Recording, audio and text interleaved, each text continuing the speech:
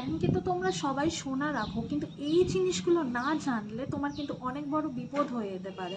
According to RBI rules এটা বলা আছে যে কোনো ব্যাংকে হঠাৎ করে চুরি হয়ে গেলে বা কোথাও কোনো আগুন লেগে গেলে ব্যাংক কিন্তু লকার রেন্টের কিছু টাকাই শুধু তোমাদেরকে দেবে।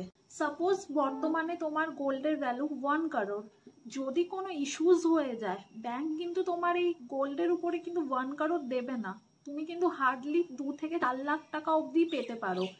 তাই জন্য আমি বলছি তোমরা কিন্তু এই ব্যাংকের লকারে গোল্ড না রেখে তোমরা কিন্তু একটা ব্যাংক ওভারড্রাফট ফেসিলিটিস নিতে পারো, কারণ ব্যাংক কিন্তু এই গোল্ডের উপরে পুরোপুরি 100% ইন্স্যুরেন্স কভার দিয়ে থাকে।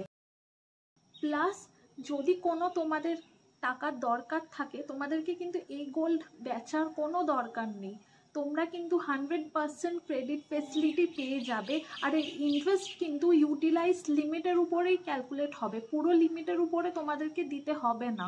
সো ভিডিওটি কেমন লাগলো তোমরা অবশ্যই আমাকে জানিও, আর এই ইনফরমেশনটা তোমাদের বন্ধু বান্ধব ফ্যামিলি রিলেটিভস সবাইকে শেয়ার করে দিও। Thank you so much.